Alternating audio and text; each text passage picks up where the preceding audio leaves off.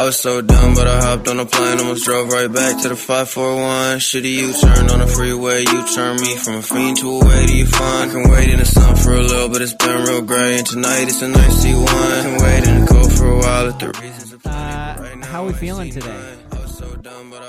Yesterday being Thanksgiving. Thanksgiving's like a long one, like for, parents especially. Thanksgiving's like an all-day thing, and even if you don't have kids and you're just like going to mom's house or whatever, it's a long-ass day, or it can be, and it's like because the cooking starts in the morning, you watch football, hang with family all day. You don't usually, I don't know, maybe you guys do, but you don't usually go home until like nighttime. That's when everybody, because this is like, you're filling quotas, right? Like seeing certain family members and stuff. And it's like, well, this is going to be the day. So I got to put in the time, and I'm not going home until like 8. So sometimes it's like you're pulling like a 12-hour shift, man. And it's like, that's why I never really understood the Black Friday getting up early thing. Like, Thanksgiving's slog's the wrong word, but it's like it's a long, tiring day, and to get up really early the next morning and go shopping sounds awful. So I figure those people just kind of ran it in through the morning. You go like real early, so yeah, you maybe got a little buzz still going or something from the night before. But we all feeling good today, though. All right. Yeah. Cool. Good. Glad to hear it. Yeah, we are recording this, listener, on Black Friday at 1 o'clock in the afternoon, which is a first for us. I don't recall, maybe back in the day when we used to do it like in a studio, we would do some during the day sometimes, but we haven't done it. We haven't done one of these Zoom calls, quote unquote. Actually, we did one on the 3rd of July. Yeah. Okay. A little secret sauce. We didn't actually watch The Sandlot on the 4th of July. No, right. That's right. Yeah, fair enough. Okay.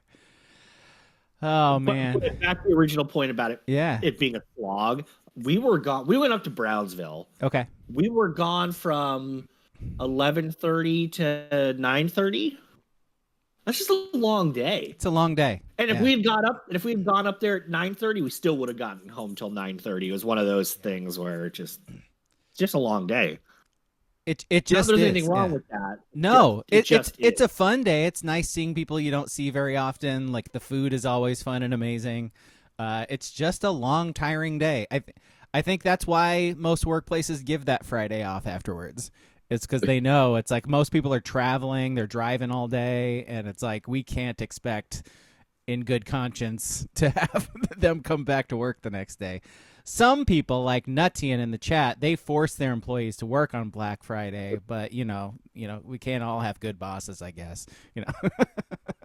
Gotta be paying that time and a half if they're Yeah, do online businesses pay time and a half? I don't know how that works. Holiday pay, right? It should still affect. He says damn right I do. Does Black Friday, like traditionally, how do brick and mortar stores do it now? Is it even a thing still? Depends. Because I remember that's what started. Probably up until COVID. One of the things we did is the day before Thanksgiving, you'd buy the Register Guard, which doesn't really exist anymore, and the Oregonian. And if we were in Portland or Eugene, it just kind of depended. And you would see coupons, and you'd run to a Best Buy, like even Thanksgiving night at like 11 o'clock at night. Yeah. Does that exist still, or is everything just online? No. So Black Friday, like Amazon Black Friday, Cyber Monday stuff became a thing. So I think it shrunk it quite a bit, but there's definitely still brick and mortar sales. Still. Yeah. Okay. Well, at least for Best Buy, at least to go pick up your product, because you can order online. It takes a week to get there now. Yeah. You just go there and pick it up in store, kind of thing. Yeah. But no, people aren't camping out the night before to get there at opening, and get there running there to buy their No Doubt CD. Yeah. I think you're not staying in line to buy a $300 TV anymore, because it used to be, a great deal. You pay $1,100 for a TV. It's like $500 on sale now. buy 4 TVs for that. Dude, I went into Fred Meyer the other day, and they had like a row of TVs, and they just got bigger as the row went on, and all of them was like $200, $300, $400 for like a 60-inch TV is like $400 now. Like TVs are nothing now. You throw away TVs. I think I paid like $1,400 for a 42-inch HD TV when they first came out. A Samsung. Was that your curved TV? Oh no, this was like one of the first HD. There was like 3 channels, like 3 HD channels. Yep. Like that was it. I was like, oh, this is awesome. Now I look at it, I was like, oh, I wouldn't even. I'd like put that like in a kitchen. That's how small it was. Yep. This dates back to the ex-wife times when we were both students. We used our student loan money on a TV, and it was like $1,500. Yeah. And I still have that TV, by the way. It's a Samsung. It's awesome. It's my bedroom TV. but yeah, man, it's wild. Wild how the landscape has changed. I think like the camping out thing is reserved for like phones and shit now. Like it's not a Black Friday thing. It's just like, hey, the new iPhone's coming out. I'm gonna camp out and be the first one to get it. Or like the PS5. The PS5 actually got released. Let's go to Best Buy and camp out and make sure we get one type of thing. Oh, I did that. I did that for multiple PlayStations. Yeah, you show up there at midnight and wait in line to get your PlayStation. Yeah. Does anybody in here actually know what Apple Intelligence is? I'm afraid to ask, but I see that they're like, "Oh, get the iPhone 16 with Apple Intelligence," and I'm like, "What is that?" No, I'm old. I'm afraid of it. That's all I know. Yeah. I think I just don't want to know, but I do want to know. Yeah. I have an Android because George Lucas taught me that Androids are cool when I was a kid, and so that's all I trust. And forget this little. Take a bite out of that apple. Forget about it. Forget about it.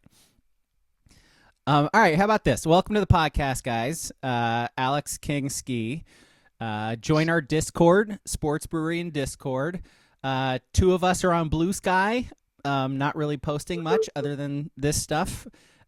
Twitter's starting to phase out unless your handle is Jeromny. So still follow Jeromny definitely on Twitter if you want to. He's still ranked the number 4 Oregon Duck football follow. So definitely still get on there. I think that's probably why he hesitates to move over to Blue Sky. It's because if he does 100%. That, where's the ranking go? Tyson Alger. And where else am I going to find Ian Miles Chong content? Thank you. Yeah, Tyson Alger needs to come up with a new Blue Sky ranking, and then you'll get over there, and that'll be fine. Or it'll be his like top 10 Oregon Twitter people who need to go to Blue Sky, and then I'll be okay. That would be one hell of a list. Yeah. Let's see. We do a movie podcast every Sunday. The movie this week is Ski's movie. It is called Drop Zone, and it is on Prime. So what's it called on Prime? For some reason, Prime has it as Zona Mortale. Zona Mortale, yeah. And you cannot can't find it searching Drop Zone. You can't search Drop Zone, and the movie is fucking called Drop Zone, so it doesn't make any sense whatsoever. But Wesley Snipes is in it, Gary Busey's in it. It's on Prime. That's the movie we're talking about. Did you need to know that? It's Ski's movie. It's a 90s or 80s movie. So it's about skydiving U.S. Marshal. So a lot of green screen. Yeah, you can definitely for tell scenes that aren't necessary. Yep. You could tell who got paid in that movie that refused to do any skydiving whatsoever, and who was like, "All right, I'll do some jumps." Yes. Yeah. All right. So watch that movie. Listen to us talk about it on Sunday. WCP says, haven't seen that movie in a minute. Good flick. Yeah. Good reason to watch it. Again, pick it up again and listen to us talk about it. Good stuff. I just the concept of Ski always finds these movies where it's a pack of insert random activity, but they're like rogue bullies or like secret agents, from rollerblading to skydiving and everywhere in between. It's just, he's found a genre. It is pretty incredible. Here's a little fun fact for you. In 2000, so 6 years after Drop Zone came out, the guy that wrote Drop Zone, he came out with another movie about skydiving cops. So, who was in that one? Oh, it's almost, I almost said Tom Berenger Oh, Behringer. Stephen Baldwin. Okay, you lost Casper me on that Van one. Dien. They bring it back with Casper Van Dien. No. No. So you're talking about the writer of this movie, right? The writer of this movie, he wrote and directed this other movie called Cutaways. So I'm going to give you a little tease for the podcast on Sunday. Writer of this movie also wrote High School Musical. So one of the writers, yeah. No. Someday when I get around to the soundboard, this I'll hit a button. It'll go. I was not aware of that. He created the characters for the High School Musical series. He gets a credit in every single High School Musical thing because he created all of it. Probably gets a nice little check for each one too. I would hope so. Let's see. Is there anything else I'm forgetting? We do the live stream on Twitch, twitch.tv/abrog87. If you miss those, search for Sports Brewery on YouTube. Post all the stuff there. We never settled on a list today. I asked for some on our Discord, but we haven't settled on one yet. So if you guys want to throw some ideas in the chat right now, got a few people in there. We can do it on the fly. Saw some like filibustering that for a sec. Yeah. What's the weirdest Thanksgiving hot take on food you see? Because I realized after all these years, mine is people who think of gravy as a negative concept. They're like, you got to put gravy on it. It can't be good. It's like, you don't like weird. Gravy. It's pan drippings. Like I mean, I guess you could do a packet, but it's not that hard. But yeah, yesterday I found people that just think gravy's gross, like the concept of gravy. So like putting gravy on a thing makes the thing worse. Yes. It's so bad that it needs to be covered in gravy. That's crazy. That's crazy. But gravy's but they're using gravy as a negative too, and it was just a bizarre. It's an enhancer. Like it was one I hadn't seen before. I made the mashed potatoes yesterday. Like garlic mashed potatoes, they're fantastic. Like, not to toot my own horn, they're fantastic mashed potatoes. You put gravy on top of them, they're better. Like, the mashed potatoes are great by themselves. I go into my refrigerator, pull it out cold, and just eat like little balls of cold mashed potatoes because they're delicious. You warm it up and put gravy on it. Oh my god. Great. Now I will say, for some, gravy can be a crutch for someone that maybe dries out their bird. And you need that moisture. Sure. It could be a cover up, but as a whole, gravy's an enhancer. Like you said, it's an enhancer. All right, we got some ideas. Top 3 Wesley Snipes movies. Oh boy. Oh boy. So many. Oh boy. That's a doozy. That's actually like a difficult list to choose. Like that might actually be good. That's from Booble. Nutine says top 3 worst stores to do Black Friday shopping at. That's a good one too. 20 years ago, good list. Yeah, but that's the thing. I don't do it, and it's Cyber Mondays. Like by the way, like hell yeah, thank you. ASL, yeah. So like, and they don't even the online sales don't even limit it to Friday. Like Amazon's been doing Black Friday deals for the last 2 weeks, and so. It's all a con now just to think you're catching deals here. Yeah. There's nothing. It's the same. And then he says top 3 Thanksgiving foods that are great reheated. It's good too. There's a lot. Huh? Yeah. Where were these lists like 20 minutes ago? So we could have actually last come up night with something. I discovered that people make leftover Thanksgiving waffles. Like they take potatoes and you put that. They just take everything. And then just throw it on a waffle thing and make a waffle out of it. I'd never seen that before. I could see it. It's like a sandwich. It's like it's like the itis. You remember the itis, like the donut burger or whatever. Yeah. Oh God. Yeah, it's like that. You get all those carbs in there. Yeah, they'll be enough glue to make a waffle out of it. Yeah, that tracks. I could see that being okay. Huh. Then you still got the gravy that you essentially make a chicken and waffle almost. Yeah. Put turkey on top, a little gravy. Yeah, some gravy. So do you, I mean, it's a waffle. So do you do syrup and gravy? Is that crazy? I didn't see any syrup, but I'm not saying that's. Yeah. Sweet would definitely go with it. Yeah, definitely. Might go do this as soon as we're done. Hang on a second. but like they got to be like the crappy waffles, right? Like Eggo waffles out of a freezer. Put them in the toaster. No, you're making a waffle. You're making the waffle out of like the stuffing and the mashed potatoes.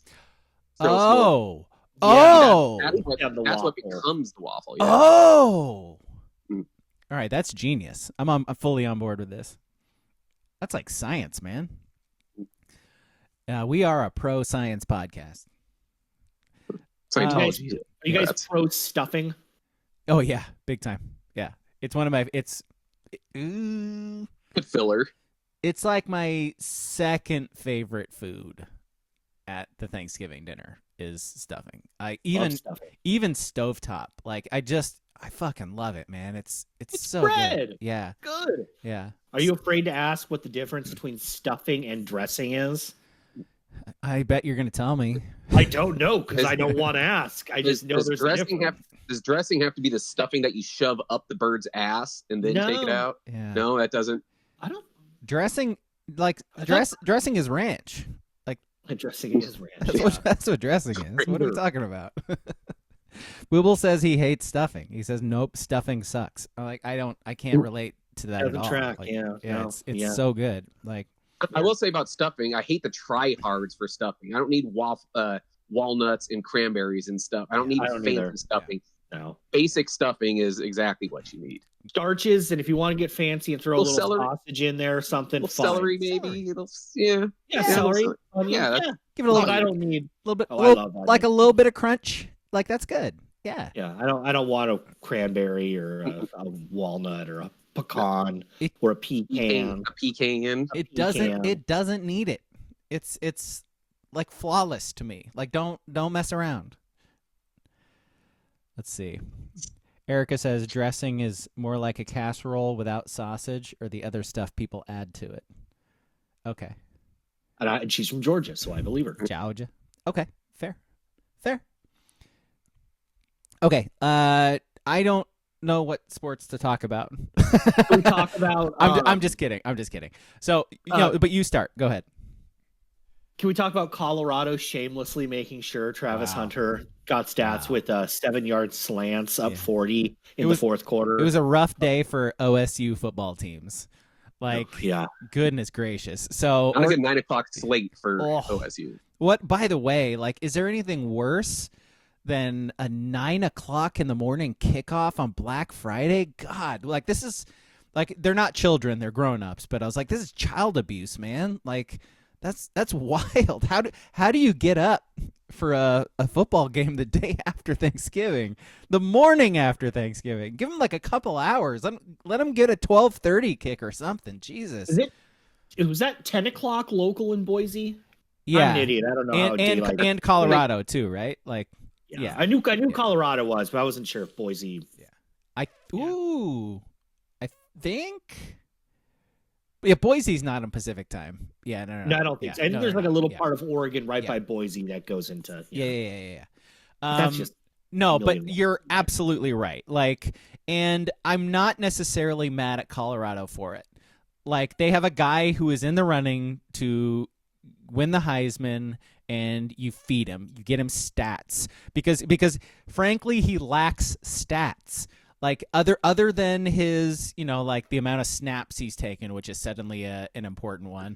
Fake stat. Yeah. But he doesn't have touchdowns. He doesn't have a lot of interceptions. And so he needs those. Like they need to get him the rock and get him some scores. So if he does win the Heisman and people look at it down the road and they're like, God, how did Travis Hunter, like he played both ways. Oh yeah. Look at his wide receiver numbers. Those are like pretty good at least. He's going to win now. Yeah. Even though Jeanty had a fine game too, is the problem. They do the same thing because they give him the ball like 37 times in a football game. But the media decided like a month ago. Yeah. He's not going to break Barry Sanders' record. Yeah. He'll be close, but he's not going to break it, so we can't give him the Heisman. Like that shit. Like 3 weeks ago, 4 weeks ago, bonkers. Dylan Gabriel had the number 1 odds, which was always preposterous because at that point he had like 11 touchdown passes. And then all of a sudden, Travis Hunter just eclipsed everyone. And it was based on Joel Klatt. Yeah, Joel Klatt is who we will blame. Yeah. Because you could also look at it the other way. He plays so many snaps. He should have amazing stats. If you go by like whatever metric you use, like stats per play on the field, his numbers aren't going to be that great. He's on the field twice as much as anyone else, and his stats don't quite reflect. Because like I said, he's not. I mean, maybe at the next level he could be elite just because he's big. He's not an elite cornerback. His stats don't show he's an elite wide receiver. I just don't get why. He's a very good wide receiver. We got to stop that part. Yes, I said elite though. Yeah, he's above average. No, he's above average at both positions, but he's not elite at either of them. I think he's an NFL wide receiver. He's not an NFL corner, but like he is a very good, like borderline unstoppable wide receiver in college football. And how does he not have crazy stats if he's unstoppable? I honestly, because they have a lot of good wide receivers at Colorado. Shedeur throws the ball 50 times a game. It's not lack of effort, like of plays out there for him. It's he is overhyped. Absolutely. Dion has a lot to do with that. Joel Klatt has a lot to do with that. It seems like this is sort of how it works, right? Like in the Heisman campaign is you start getting towards the end of the season, and then for whatever reason, media people latch on to one certain thing that is impressive. Whereas, Jeanty's been doing the same thing all season long, really boring. He's like 35 carries a game, like 180 to 200 yards a game, 2 or 3 touchdowns, like consistent plays for Boise. Nobody knows who the hell Boise's coach is. Their quarterback is like super duper average. They're going to be in the playoff, but like nobody is excited about Boise. And he is not an exciting player. He's like a really elite running back who is super duper consistent and solid, and has been exciting. Mostly healthy. I bet he leads the country in plays of 20 yards. Yeah, he has just sort of like, at least one a game. He has a 50-yard rip. It's not like great. He's boring. It's just they run the ball so much that it gets like old NFL style where it's just he has so many 2-yard carries, like 22-yard carries that just make it boring. When you have the flashy like. DeAnthony got the ball like 7 times, and everyone was a big play essentially. I think he is the clear Heisman favorite. Like I don't see how you don't give it to Jeanty, but he's not going to get it. Like it's gonna be Hunter. Yeah, we know as Duck fans that this is this is an award given out by not necessarily your football skills. We saw that with Joey Harrington. I mean, you put his big old mug up in fucking Times Square and stuff like that. I mean, that's what it is. That's exactly what Colorado and Dion have been doing since he got there. Is they're in the spotlight, good or bad. They're in the spotlight every day, getting talked about, and it's a popularity thing. And no one cares about Boise State. That's all. It's what it comes down to in the end. And that's why, to King's point, that's why Dylan Gabriel was leading at the time, because that undefeated, popular quarterback, you don't even have to look at his numbers. You go, oh, he's probably going to win, right? I think the interesting question with the Heisman, which I don't think anyone here really actually cares about the Heisman, is did they invite 3 or 4 players? And is one of them Shedeur Sanders if it's only 3? Ugh. Yeah. Didn't he just win the quarterback? Didn't he just win the quarterback award or something? Yeah, he won. Yeah, there's so many of those awards are dumb. You won the award that exemplifies athleticism, integrity, schoolwork, and community savviness. Oh, okay. Whatever. Do neither of those Ohio State wide receivers have good enough yards just to get them there? I don't think so. No. They don't. And you know what? In their biggest game this year, they didn't really do a heck of a lot. So. And that is unfortunate that defensive player, like true defensive players, will never win it. I will say that, but the big game, you didn't have a big game moment. You didn't have a Heisman moment. Yeah. What's Travis Hunter's Heisman moment? Because I'll guarantee you what they show you. It's him doing the Heisman pose at UCF in September. Yeah. And UCF is going to be like a 3-8 team, and he did it at the end of September. That shit's like crazy. My guy. He does it after every time he scores. Like it's not cute anymore. Like, Colorado had. So coming into the year, people were 2 down on Colorado because they were atrocious last year and the circus in September. They came in too low. Then they got crushed by Nebraska, and for about 3 or 4 weeks after, it was kind of cool just to acknowledge them, but you didn't really give them their credit. And then the 2 weeks coming into last week against Kansas City, everyone was like, Deion Sanders, Dallas Cowboys head coach, Colorado, the playoffs, Travis Hunter, Heisman. And then they play Kansas and get fucking demolished. You want to know what?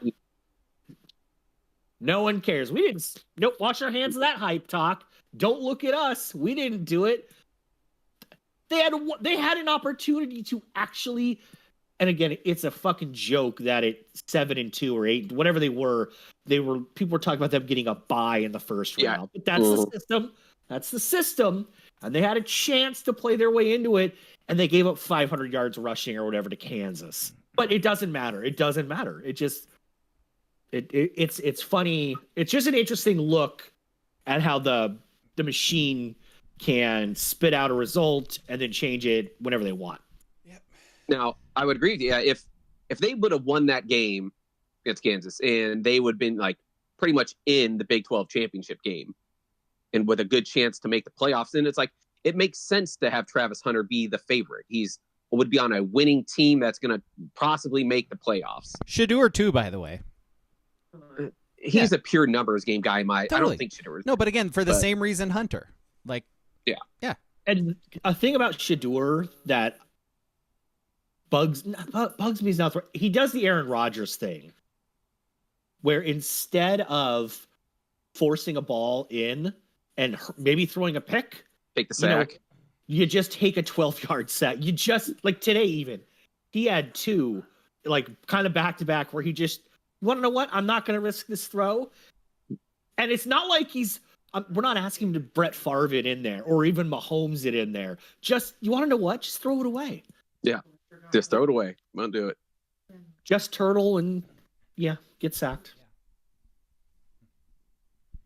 But whatever, enough of Colorado. Because throwing interceptions is worse for his narrative. So exactly. Same with incomplete passes. That brings down your completion percentage. No one cares that he'll take insane sacks. I mean, you see that at the NBA level too. How many times you see guys shoot the ball from midcourt half a second after the end of the quarter ends because they don't want to have that miss on their fucking percentage. My favorite thing that Worldwide Wob tracks is the guys at the end of quarters shot clocks. Even shot clocks is funnier, where with 2 seconds left, they just throw it to someone else who's like, fuck you. And either just lobs it up or just eats it. And hot potato there, the turnover on that guy. Yeah, I love it. Because then they're like, what's worse, a turnover or a missed shot? Like, God damn it. Yeah, Nutty and Hunter doing the Heisman pose while losing to Kansas is wild. He should get banned from winning the award just for that. Honestly, I don't think he'll meet the criteria. Is not going to pencil out.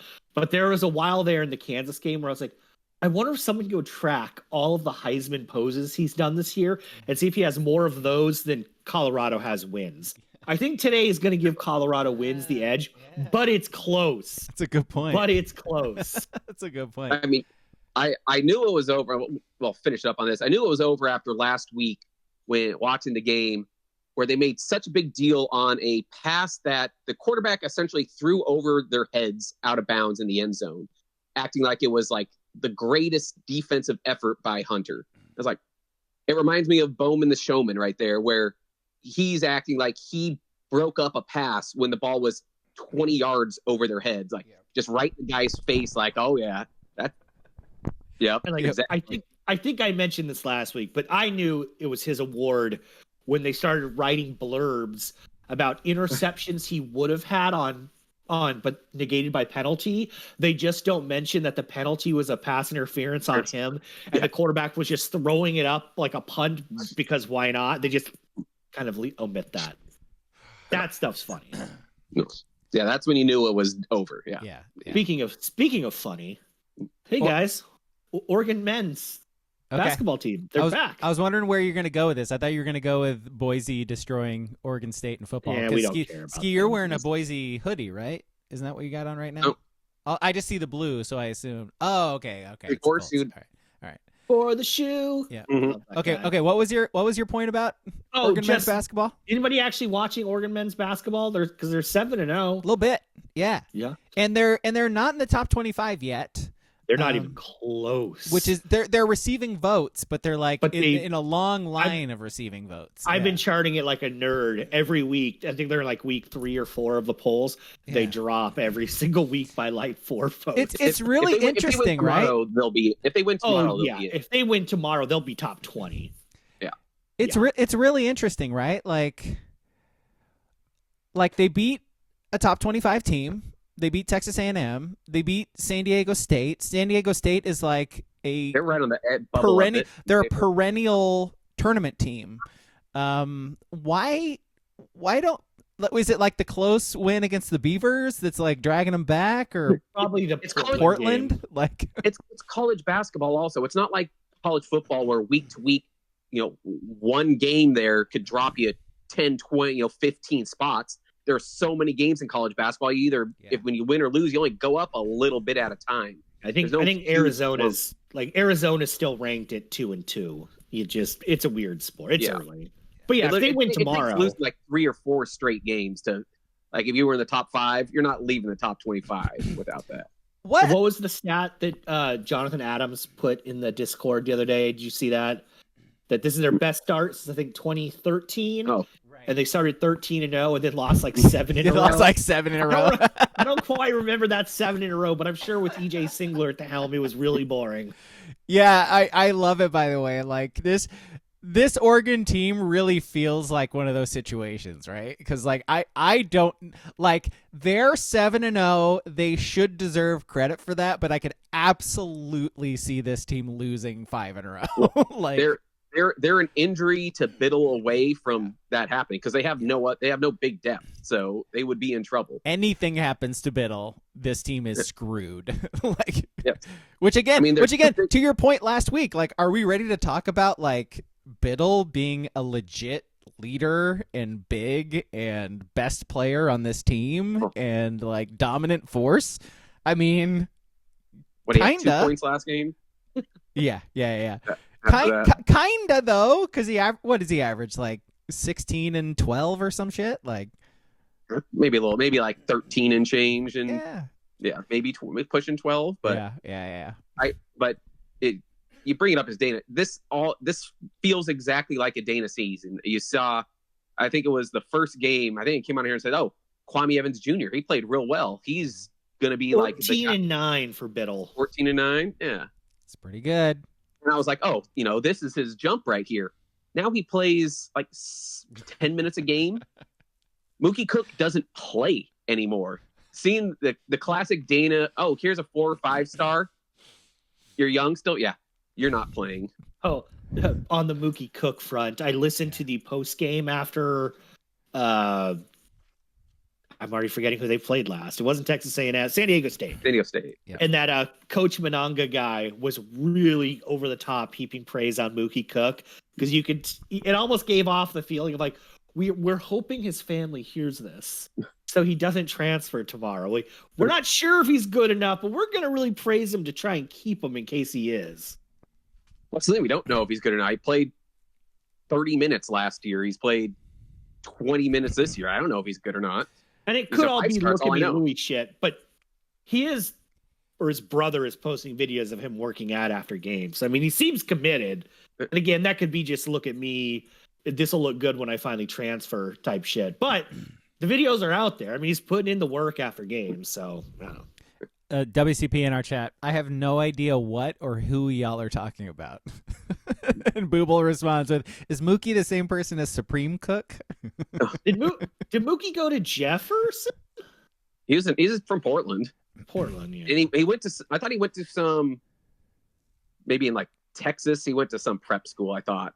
I know he did go to a school in like Arizona. Maybe. Yeah, it was some. It's basketball. Everyone goes to a prep school somewhere else. Yeah. the sole purpose of you going to a high school is to play sports. That's interesting. But also, King's Point, I don't know if I like the Ducks being 7-0 right now. You need that. That's you not need how that. Dana's team do. No, You need to lose. You need to lose. He needs the early season adversity where he can instill into his teams that they are not shit. And if they don't listen to everything he says, they're going to fucking be losers in life and in basketball. And he gets them to bend their knees in January and February. Then they get in the tournament and they're a well-oiled machine. Because not only do they fear losing, they fear him. Because if they lose, they are worthless human beings. And he hammers that home right around this time of year. If Dana was single in kind of our age, he would have been a negger. He would go around negging women. He negs his team to death.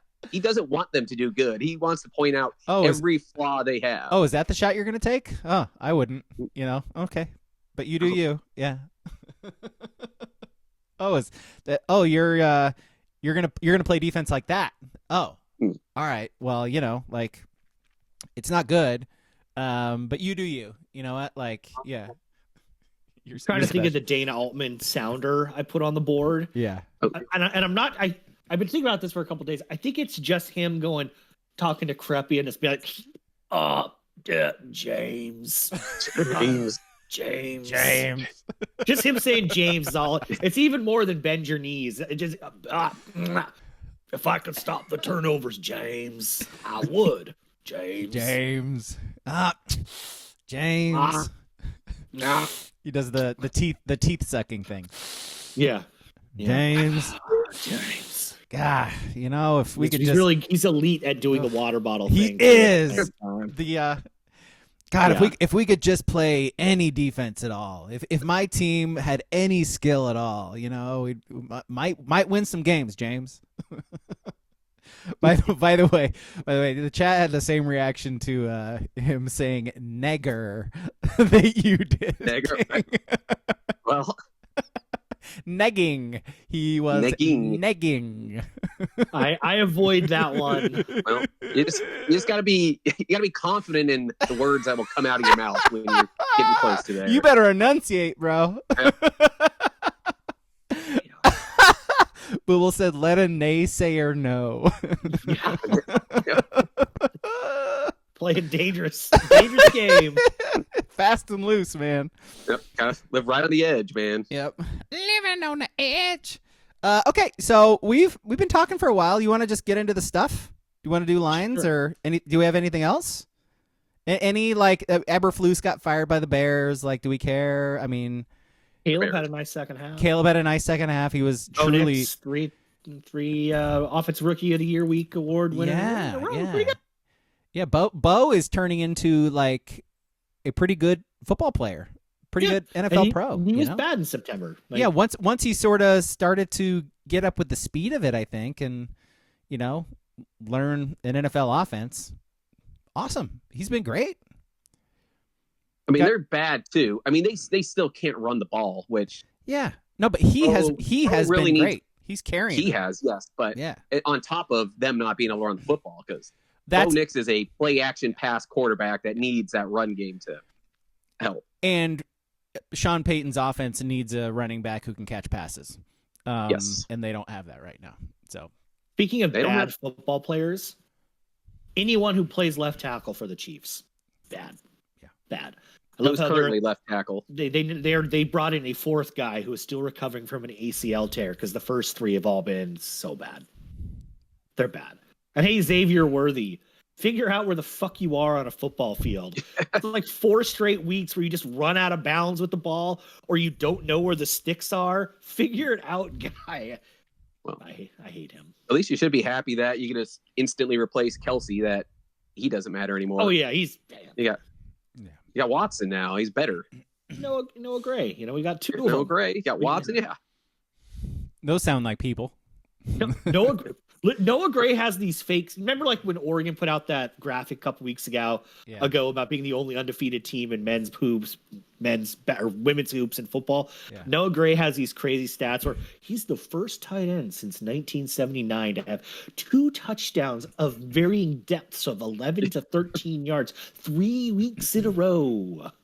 Just fake made up stats. You mentioned the Oregon women's basketball team. Like I do think it was funny that those started coming out online.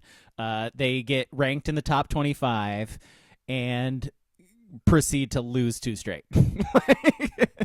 So I think out of the 2, I think they were the ones we were maybe buying the least, and they're they're still not good. Back down to earth. But I think again, this has been like a start to a season that has far eclipsed anything I think anybody. They just have to get to the tourney. Yeah. Get to the tourney. Yeah. If you win a game, gravy. But yeah. They need to write that path where they're just a tournament team, and it's going to be difficult because they're in a really hard conference. Yeah, I mean, if they finish like 7th, 8th, they'll make the tournament. Yeah, UCLA beat South Carolina. They're number 1 in the country right now. It's like they're the ones you brought with you. So, yeah, good luck. Just for recruiting purposes, you need to make the tournament. Yeah, that's a big factor to it. Yep. Okay, do we want to do lines? Sure. Yeah, let's get to it. Lines everywhere. Lines. Right. Like a diuretic, which is good after Thanksgiving. Lines. How many poops today? Just 1, but I'm working on a second. Okay, cool. Just curious. Up the intestines. Yeah, no, like the next day is like a cleansing. Like your body's like, I don't actually need all this stuff. So let's fix that. So all right, cool. Good for you. Well, we had ourselves another movement week. Speaking of movement week this last week. Braga, you had 5 points last week. I had 6 points. Oh boy. King had 7 points. Oh my God, we're close. So Braga, you have 69 points right now. Nice. King, you have 68 points. Oh. I have 62. I'm 7 back. King is 1 back. Oh my God! We are in this, yeah. Oh my God! Shit's getting real. It's getting really real. Yep. So the first game already happens. I got your guys' picks. Yep. It was Minnesota. They were 1.5 point favorites on the road to Wisconsin, and Wisconsin's quarterback's still very bad. So Minnesota won. So you guys both got those, and I missed Wisconsin. So yeah, weird. That's where we start. Yeah, weird. College football team fires their offensive coordinator, and their offense doesn't get better. That's weird. Right? It's shocking, isn't it? Weird. Quarterback. They don't make a change at quarterback. Quarterback still sucks. Huh. Mm-hmm. Weird. All right. So the first game we're picking here, Nebraska, who coming off that win last week against Wisconsin, they're only 2.5 point dogs at King's Hawkeyes. Give me the Hawks. My playoff Hawks. Yeah. Mm-hmm. I have Iowa with a star pick. Oh man, I was gonna star pick Iowa as well. I'm just gonna standard pick Iowa. Yeah, all of us. That seems too easy. That's a big one, by the way. This might be a swing game for us. Like this could be a big one. All right, next game. I guess it's probably the biggest game in conference this week. Yeah, Michigan. They're 19.5 point dogs at the Horseshoe. Redemption Saturday. Ryan Day finally beats up on the old rival, the old 6-win rival. Give me the Bucks. Yeah, Will Johnson's still not playing for Michigan. This is like he's gonna take out some stuff on Michigan this week, I think.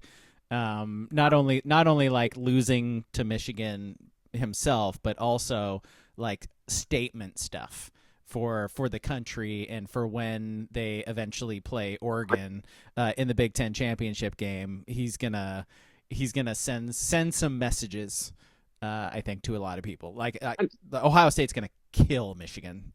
Yeah, I don't think they need a state. I mean, I don't know if you guys see. It's pretty much set in stone almost that Oregon and Ohio State are going to be the 1 and the 5 seed, right? They're in the playoff. Yes, both of them for sure. Yes. In both in those seeds too. I don't see. Actually, I guess maybe no. I still think they've been 5 seed even if they lose to Oregon in the championship. So that's it.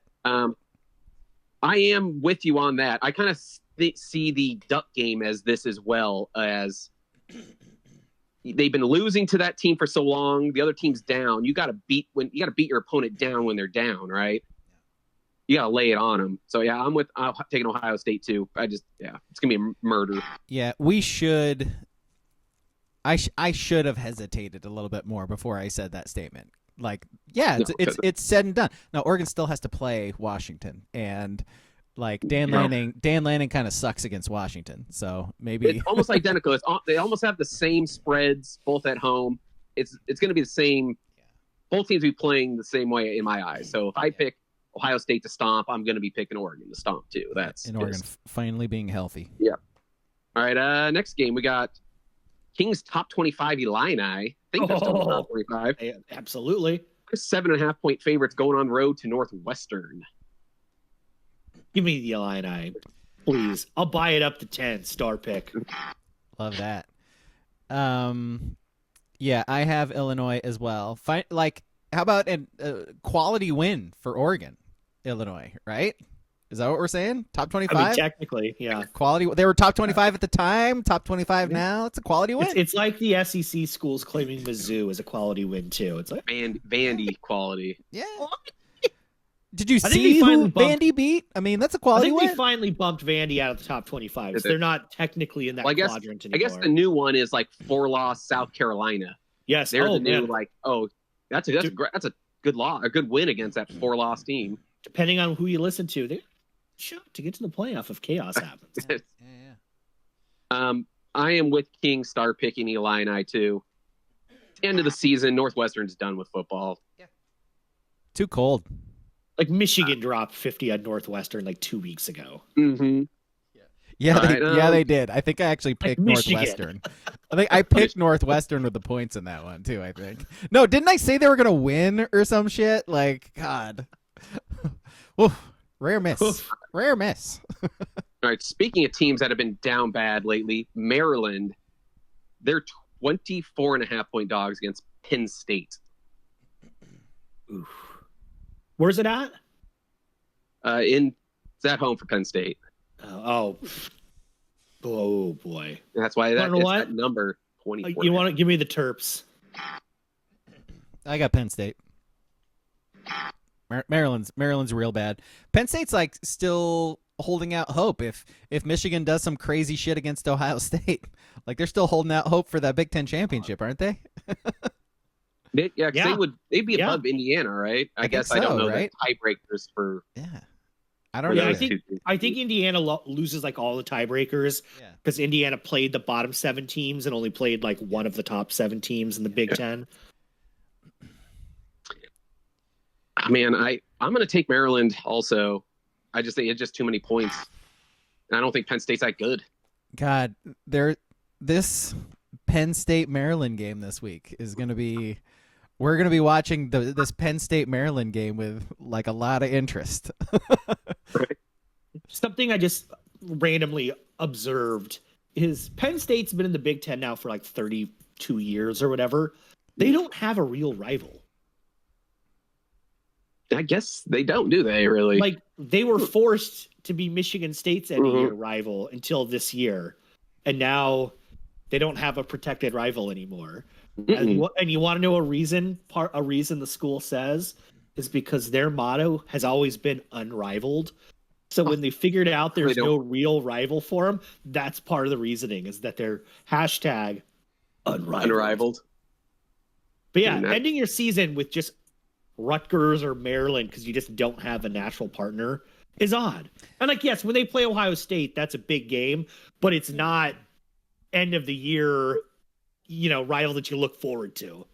I'm on their Wikipedia right now, and it says under rivalries, Maryland, Michigan, Michigan State, Minnesota, Ohio State, Pitt, Syracuse, and West Virginia. Okay. That means you don't have any rivals. Yeah. That's why they're unrivaled. So they have a series with Minnesota where the winner gets the governor's victory bell. Apparently. Of course. Yeah. Of course. So Penn State won that. Good for them. Good for them. That's so stupid. Okay. All right, next game. This one actually has some playoff implications here. Notre Dame, 7.5 points playing at the Trojans. 7.5? Dude, fucking Notre Dame. What? I said it last week that almost every team in the country USC would be favored against. So I'm not surprised that this number is semi-low here. The analytics love USC. Love USC. Love USC. Like I saw a stat that's not analytics, but it's USC has held a fourth quarter lead in every game but one this year, I think, or maybe every game. And there's only 5 teams that have fit that profile. And those 5 teams total have like 5 total losses, and that's what USC has all on their own. Yeah. I'm gonna take SC. I don't think Notre Dame's that good either. And King just brought up they play close games. I'm taking Notre Dame. Ski. I didn't see how the QB looked last week. I know this is gonna like bite me in the ass. He Probably. didn't look that good. Like I know this is probably gonna bite me in the ass, but Ski, that is like dumb. I love you, man, but that is dumb. SC needs to win. This is like a barometer game for next year for them. If they could win this game, this is it for them right now. This line is dumb. 7.5 is dumb. Like Notre Dame's gonna win by like 4 scores. See, here's the thing. Vegas is not dumb. Vegas does not like losing money. They put this line for a reason. So, give me SC. We got to pick these games, I guess. Rutgers, they're a 1.5 dog at Michigan State. Michigan State, whatever. They haven't had a sack in 3 months. Michigan State. These throwaway games are gonna like mean the difference in a title for one of us. Like that's the great. Big Ten, fantastic. Legends. Leaders. Yeah. Legends and leaders. Rutgers. God, Rutgers actually back to playing okay football right now. It's Sparty at home. This time of year, I think you just go home team, right? Home chalk. Yeah. Yeah, home chop. So I guess, give me Sparty. Well, here's a fun game. I don't know why this is Fresno State. They're going to UCLA. UCLA's 8.5 point favorite. Give me the Bulldogs. There's going to be no one at the Rose Bowl. They already played the rivalry game. They lost. There's going to be 9,000 people there, and 4,000 of them are from the San Joaquin Valley or whatever. Let's see. Fresno State, they're 6-5. Yeah, they're not very good. I guess UCLA. I guess. Yeah. I got Fresno. Throw up the V. Throw up the V. Yeah. 2 weeks in a row, right? They played USC, who does the V. Fresno V. Yep, those are two facts. Speaking of other real bad teams, Purdue's going to Indiana. Hoosiers are 28.5 point favorites. Indiana. Hoosiers. Yep. Yes. The one thing they do is beat up bad teams. Purdue might be like one of the worst we've ever seen. I think it was a panel show. I thought they were saying Purdue's by far the worst power conference team in the country. Yeah. It's pretty impressive, actually, how bad they are. Oh, it's phenomenal. And last game, Ducks 18.5 point favorites. Ducks. I got Washington to cover. Whew. Yep. So usually I would not take the Ducks because Dan Lanning is not like covering fucking spreads. Mm-hmm. But this is one he wants to win by as many points as possible. Yeah, I think if the line's 18.5, I'm taking Washington because I think Oregon could still win by 3 scores, like just win by 17 or whatever, and it's still a comfortable win. But I don't know, man. There's just something about Washington that has. I will say prove give me reasons to be confident. Like the Lanning doesn't have a good track record in this game. So give me a reason, and then I'll start believing and throwing money on Oregon. My pick for this game would be the over in this game. It's at 50 points. I think I've been saying all year. I think Washington's offense isn't the worst. Like they move the ball. They have a lot of yards per game, but God, they find ways to turn the ball over, blow leads. I just see it. If the Ducks are going to score in the 30s, like they have pretty much almost every game this year, I don't see how Washington doesn't score 17 or so, pushing 20. Well, they are going to start that like true freshman quarterback. So who the hell knows? Oh, are they? Yeah. I mean, they haven't said they are, but they are. But they are, yeah. So who knows? Maybe he scrambles around and does damage, or he does not. And then I guess it goes back to the other point of, I mean, we had all the talks of Tez. Is Tez going to play this week, right? Braga, you said yes, he should. I said I don't see especially if they're starting some kid that never played before, really. Why risk it? It helps for Oregon cover. I mean, if he plays, I feel way more confident covering 18.5 with Tez out there. But sounds like a reason. I mean, do you need more than that covering? Yeah, because he doesn't need a fucking play because his game means nothing. Yeah, I think it does. Well, I mean, if they lose, it will definitely mean something. Yes, I think this game mean mean something. They are in the playoffs. Yes, okay. Dan Lanning goes 0-4 against Washington and has Ohio State coming up in Indiana. Yeah, the mood will be really chipper around the program. Fire him if he loses to I'm Washington. just saying as a whole, they could lose these two games by 3 scores and still make. I know. I'm just saying it won't feel like that. On the tarmac, fire him if he loses to Washington again. Can we, before we jump into, do you have trivia? I do. Yeah. All right, before we do that, arguing with I think it was Charles in our Discord about, it was right when the playoff bracket came out. And, as the current iteration had the Ducks playing the winner of Tennessee and Georgia, right? I argued against him. He says, you take the first round bye no matter what. Play the one less game, even though you play a better team. My argument was, in that scenario, if you knew the teams, how it was bracketed out like that, I'd rather be the 5 seed.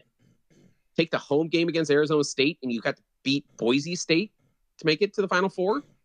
What are your guys' thoughts on? The hard thing about that scenario is if this was basketball, you could totally lose that game on purpose, and it wouldn't look like it. In football, you just can't. So it's almost hard to. We'll see when the conference championships, because that's, I guess, where the minute detail of like the small seeding will happen, because everyone will pretty much know the teams that are in come championship weekend, right? Sure. We won't know between, who wins the Big 12 or whatever that team. One of those teams is probably getting in. But for the most part, we'll know what seed Oregon will be. We'll probably know what seed more or less the SEC schools will be. I think you could throw a championship game if you wanted a different seed. I just think it's hard to flip that switch in football. That's it. It is. In basketball, you can play your starters. There's just kind of a wink, wink, nudge, nudge. Where in football, like I agree, there is a very convincing argument that being the 5 this year is the much easier path than getting Georgia or whoever, Texas, whatever it is. But I just don't know if you can flip that switch in the sport. But that's where I think the system. I mean, it's only it's like a 2-year deal. I think they're going 2 years before they start fiddling with some add-on things, maybe. So 26, but yeah.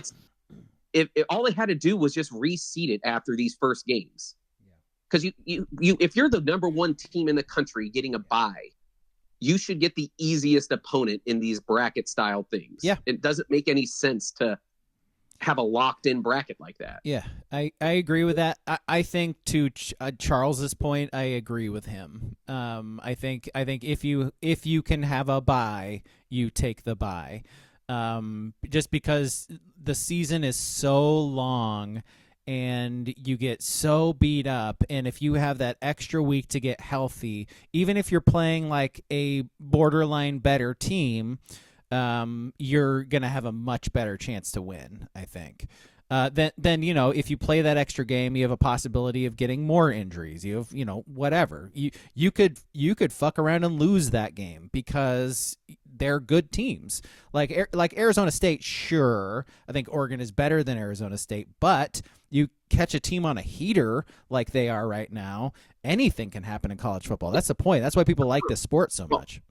If it was neutral site, I would 100% agree with you. Yeah. But the fact that first round is a home game tips it in the scales to me to where I don't mind playing that extra game because it's at home. Yeah, I think I hear what you're saying. And the prospect of like hosting Alabama or hosting an SEC school, like by the way, like Oregon has hosted Tennessee before, so I know that's not necessarily something new. But I got blackout drunk at that game. And Mississippi State, don't you forget? Yeah, of course. But like forcing you forget.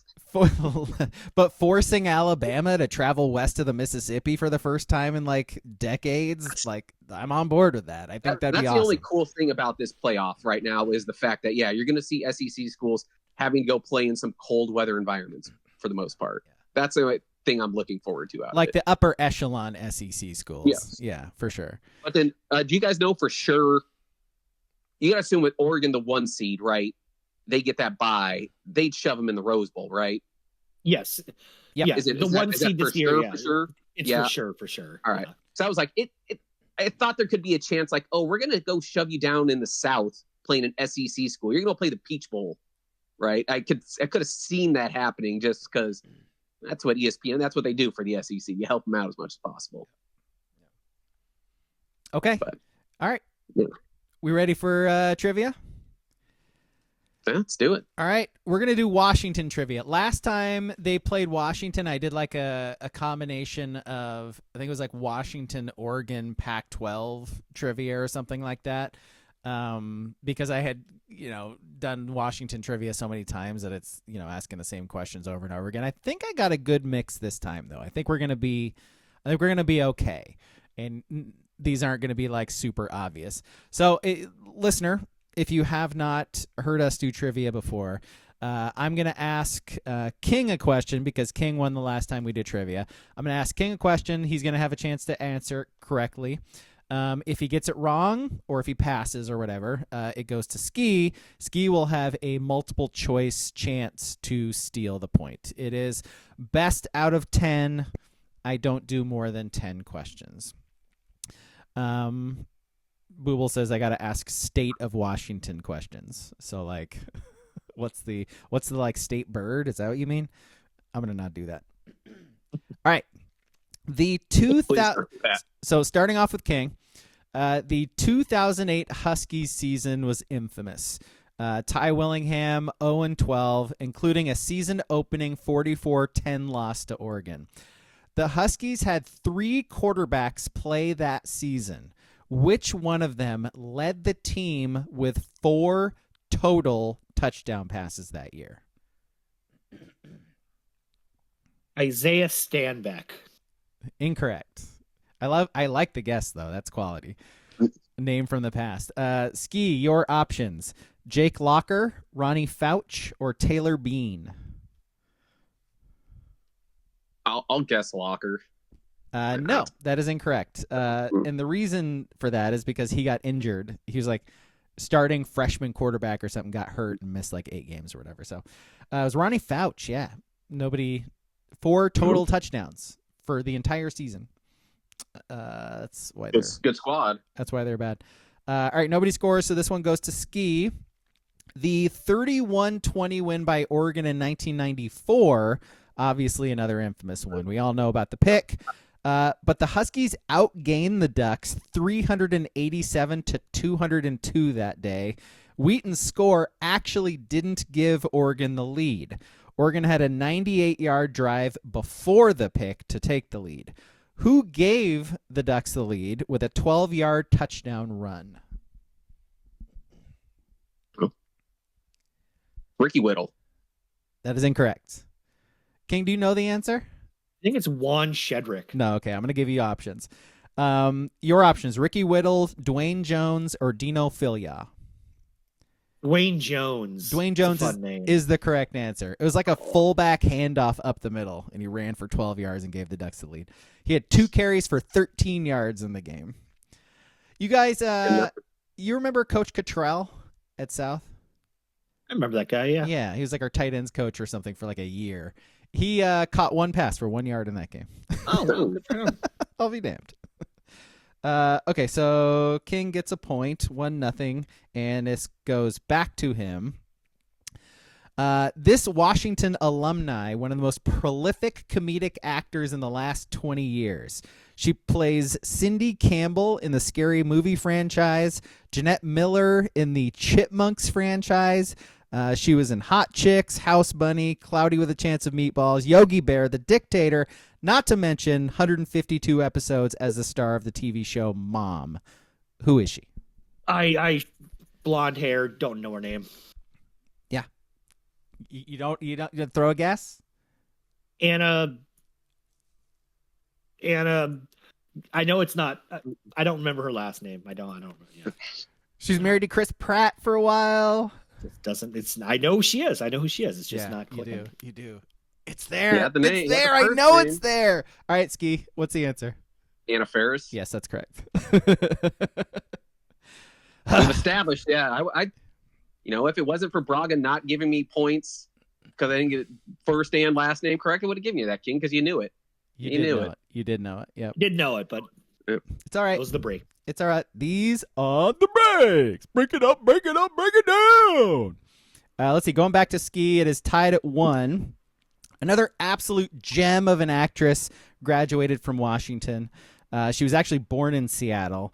Spent most of her career supporting roles in shows and movies like Designing Women, Frasier, Fargo. She was in Sweet Home Alabama, I Heart Huckabees, Mayor of Easttown. But she recently won 3 Emmys for her starring role in Hacks. Who is she? In Hacks? Hacks. Is that what you said? Hacks. Yeah. Oh, Gene Smart. That is the correct answer. Yes. Gene Smart went to Washington. I didn't know that. Hacks. Yeah, Hacks. HBO show, I believe. Never heard of it. Very popular. Yeah. She won 3 Emmys for it. Niche streaming shows, I'm sure, very popular. Hacks taking over the nation. I'm sure It's on HBO, man. Come on, home box office. Yeah, right. It's like movies in your house. Mm-hmm. Excuse me. Back to King here. Ski has a 2-1 lead. Who is Washington's all-time leader in passing yards, passing touchdowns, total offense, and total touchdowns?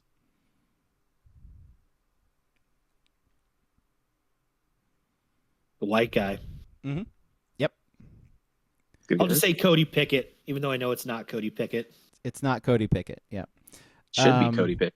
Your options, Ski. Keith Price, Jake Browning, Marcus Tuiasosopo.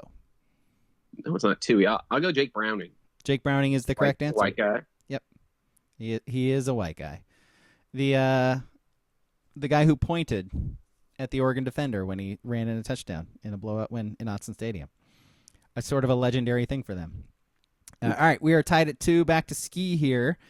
There is only one quarterback in Washington history to play at least 2 seasons and never lose a game as a starting quarterback. Who is he? Oh, man.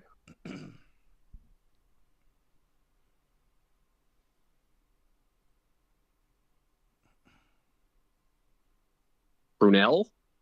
Incorrect. Good guess, though. Your options, King. Brunel, Billy Joe Hobart, or Hugh Millen? Billy Joe Hobart? That is the correct answer. Yep. Go. Yeah, Billy Joe was 17-0 in 91 and 92, and then you'll remember he got suspended for accepting $50,000 from a car dealership. Times have changed. 50 grand. Yeah. Mhm. That's a lot of money back then, man. Yep. All right, so Ski leads 3-2, and this goes back to Ski, right? Yes? No. Okay. No? King? I just guessed Yeah, Brunel. Yeah. Oh, that's right. So back to King now. Wait, no, King got that point. Yes. He got that point. Did I fuck up? Did I give you the Probably. point? I might have fucked up. Is it tied at 3? Listener, viewer, is it tied at 3 now? Give me like a thumbs up. No one keeping score here. I fucked up. I know. Uh-oh. Oh well. Well, here comes your next question, King. True or false? Don James quit because he's a cheating, whining baby. True. Okay, that's a point. Yep. King leads 4-3. I actually don't know if that's true. I'm gonna say that's false, though. No, it's patently true. He killed 4 hookers. That's why he really quit. All right, Ski. Your true or false question. Washington has more 0-12 seasons than Oregon. That's true. Yeah, that is true. Interesting. Huh. Well, that's a weird fact. What a tidbit. Huh. All right, last question. Goes to King for a chance to win. It is 4-4, I think. Booble gave the emoji in the chat, so I don't know. We'll find out. Husky Stadium dates back to 1920, where the first game was a 28-7 loss to Dartmouth. Of course, pesky Dartmouth in pesky Ivy League 1920. What is the official sponsor of the field in Husky Stadium? Alaskan Airlines. That is true. Yes, correct. King wins. Husky honk. It makes sense. Yep. Do we really need the history lesson on UW football for the question of what's their field sponsor? I mean, hey, look, man, it's deception. I'm trying to give you trivia while I just moving the hats. While I ask dumb questions. Yeah. This is how I pick the one on the left. This is how I give you all information about the history. Masters of illusion. Did you know that the stadium was built in 1920? Not before I asked you that question, you didn't. So maybe you shut the fuck up, Ski. Maybe you shut the fuck up, Ski. How about that? All right, we're officially at list time. I have scrolled back up and have these list ideas in front of me. Do we want to pick one, or do we just want to call it a podcast? Top 3. We can Google Wesley Snipes movies right now and do a top 3 Wesley Snipes list. We can do top 3 Thanksgiving foods that are great reheated.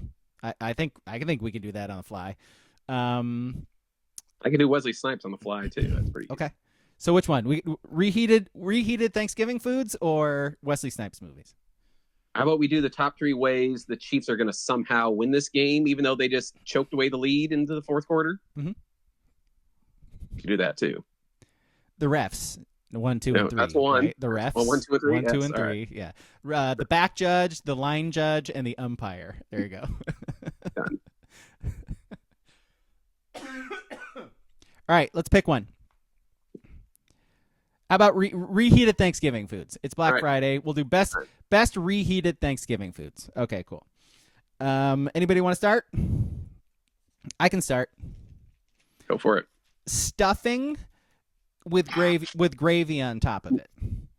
You get some of that like congealed gravy from the day before, and you plop a big glob of that on top of stuffing, and then cook it for like a minute and a half, 2 minutes.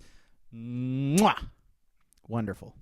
That's because you need that liquid. You need that liquid in there. That's my number 3. Yeah. You need it to rehydrate the stuffing. Amen. Again, otherwise you could do. We talked about gravy earlier. Sure. Like this is why we can't downplay the significance of gravy. You know, like we can't just say it's bad. Like that's crazy. There's so many benefits of it. Okay. All right. I'll go my number 3, and it's. I don't even know if I fully agree with it either. I'm going to go on the fly here.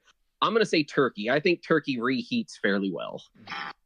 Doesn't dry it out that much, so it still stays good. See, I think ham, I also don't like ham, but I think ham dries out a lot when you reheat it. Yeah, is turkey really like a good reheatable thing? Like, do you even reheat turkey? I eat it cold. I would eat it cold too, but if you're reheating something, I think of your Thanksgiving food. Yeah. Yes. I think it reheat better than other meats. You reheat the dark meat. The white stuff you just make in a sandwich. Mm-hmm. Yeah. Yes. Yeah. Okay. My number 3, just a boring roll. Yeah. Warm it up. Throw some butter on it. It's good stuff. All right. On the fly, like they usually do in the chat. WCP says stuffing. Agreed, obviously. Nuttian says green bean casserole with new crispy fried onions, crispy fired onions. I think he meant fried. Right. I assume it'd be fried. Right, yes. yeah. And then Erica says candied yams. Yes, that's a good one. Booble says dinner roll. Yeah, it's good stuff. My number 2 is gonna be ham. I love ham just in general. I'm a ham over turkey boy, and so you reheat that bad boy, and boy, I'll eat it all day long. That's pass interference. That's cheating. See, I guess if I were to eat ham, I would eat it like turkey too. I'd eat it cold and like a sandwich. Yeah. I think that's how I'd ham it up if I had to. Yeah, like all meats are sort of. Yeah, I get it. I got it. It's very nuanced, very layered joke. I guess I'll go. My number 2 would just be any of the tater forms: mashed, scalloped, yams, all your tubers. Heat up well. My number 2 is also the taters. Yeah. 2's from the chat. We got brisket from WCP because as he is established in our Discord, Sports Brewery and Discord, he is a brisket boy, and it looks really good. And you got to be committed because that's a grind of a cook. Yeah, it looks really good though. And then Nuttian says ham warmed that up in the microwave for a good 90 seconds basically turns into bacon. Yeah, I like that. I like bacon. Yeah. And then Erica says mac and cheese. Yeah. And Booble says gravy. Just a cup of gravy? I love it. Spoon that up. I'm on board. All right, my number 1. Yeah, go ahead. King, did you attempt to deep fry a turkey this year? I guess you weren't at home. Yeah, no, I didn't. Yeah, no. You haven't tried that again since? No. The infamous deep fry effort? What, the one for like 3 years ago? Yeah. It worked, right? No, I fried a turkey last year. It worked. Did you? Yeah. Yeah, it's what having a thermometer that's actually accurate is helpful, key. Right? Yeah. I didn't know you had I forgot about your web redemption on the Yeah. Yes. Web redemption. I wish I had recorded that first attempt at fried chicken because the second it hit the grease, I was like, "Oh, that's toast." Kids, we're going out to dinner. Yeah. It was vaporized, and I'm looking at the thermometer like, "What the fuck?" Didn't work. That's awesome. All right, my number 1 is also spuds. Anything spud related, I'm totally on board. Mashed potatoes obviously lead the way, but you mentioned scalloped potatoes. Those are like, if you got scalloped potatoes at your Thanksgiving dinner, like you might be like a cut above. You know what I mean? I do love scalloped potatoes. They're so good. They're so good. If you have multiple potato dishes at a Thanksgiving dinner, like you're doing it right. That's man. Good stuff. But yeah, like sweet potatoes I like as well. But yeah, give me good old classic mash. Throw some gravy on there. Again, I'll eat it cold out of my fridge just by the hand. Get clumps of it, but yeah.